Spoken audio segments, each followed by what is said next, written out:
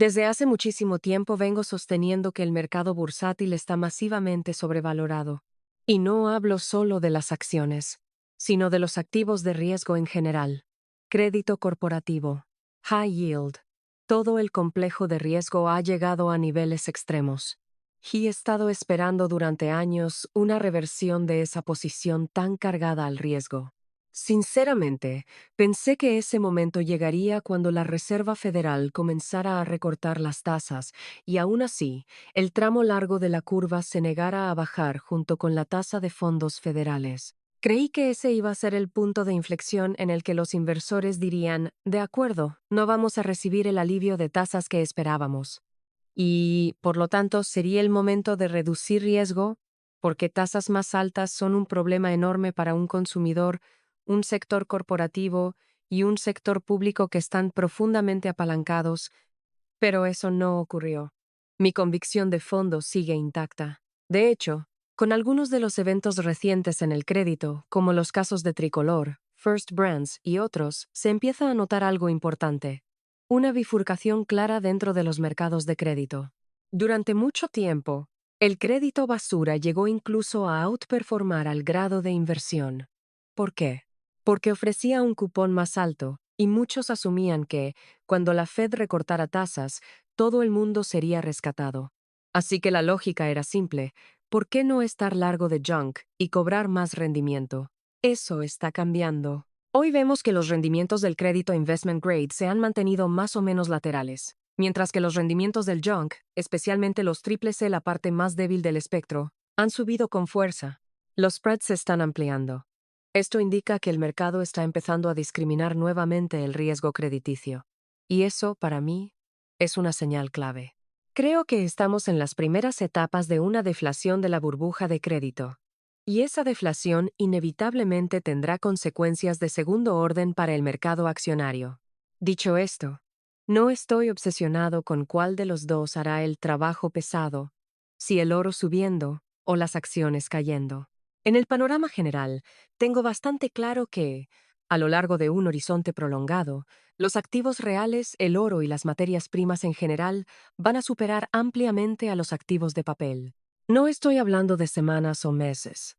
Estoy hablando de grandes ciclos seculares. Podría argumentarse que el pico de las materias primas fue en 1980, seguido por varias décadas de preferencia por los activos financieros sobre los activos reales.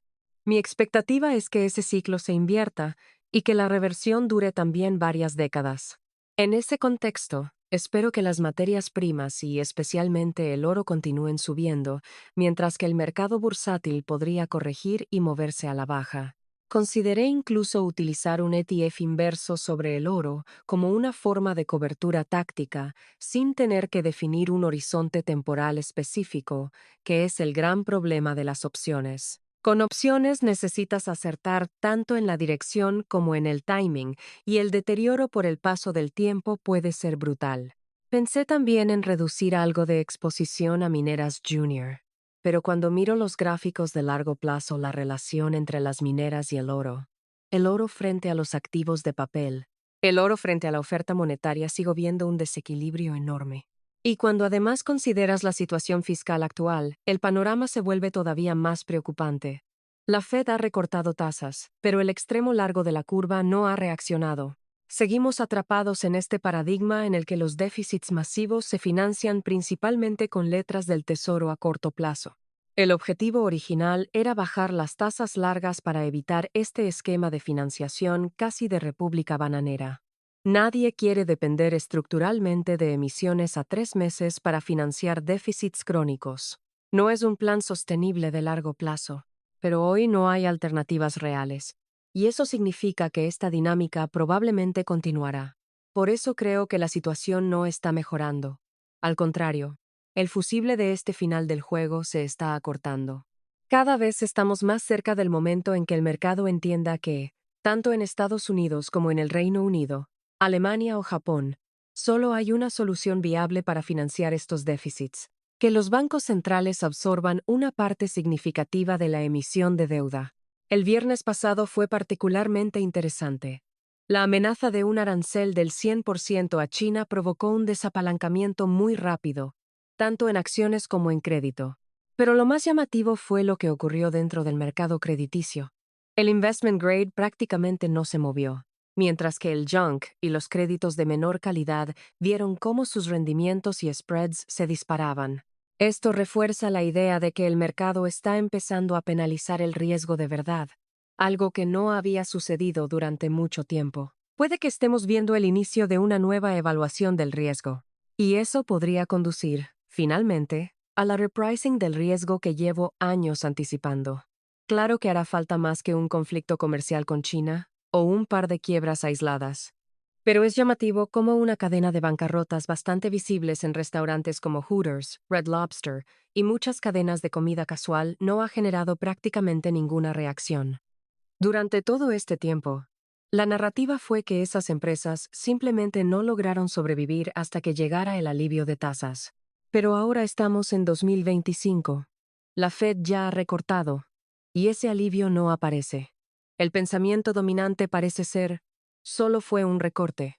El próximo será el que realmente baje las tasas largas.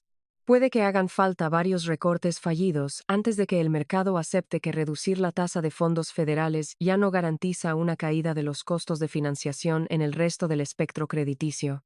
Cuando se llegue a esa conclusión, creo que habrá un replanteamiento profundo sobre dónde asignar capital. En lo que respecta al crédito corporativo, mi foco principal está en el enorme apalancamiento y en el muro de vencimientos que se avecina. Hablamos de alrededor de 1,5 billones de dólares el próximo año y otro tanto el siguiente, es decir, 1 o 2 billones por año.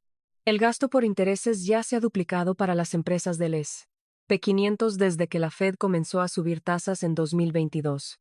Hoy ronda los 450.000 millones de dólares, frente a poco más de 200.000 millones anteriormente. Y ese costo seguirá subiendo, lo que inevitablemente presionará los márgenes y las ganancias. Así es como suelen desarrollarse los colapsos crediticios. Comienzan con el eslabón más débil de la cadena. Al principio se dice, es solo un caso aislado.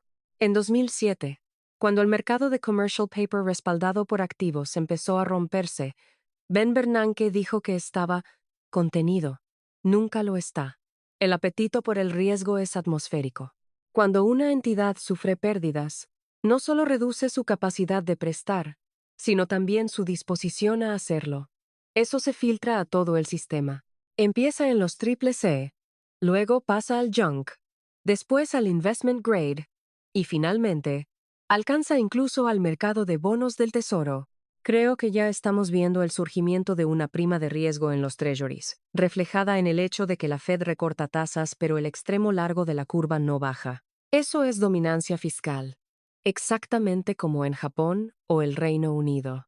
Así funcionó tras el estallido de la burbuja tecnológica, durante la crisis financiera global y también en 2015 hasta 2016, cuando el colapso del sector energético terminó afectando a todo el crédito corporativo.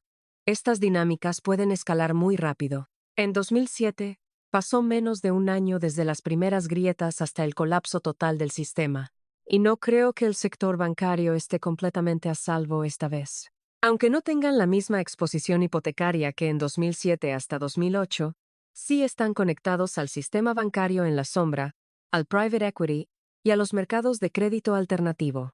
Serán daño colateral.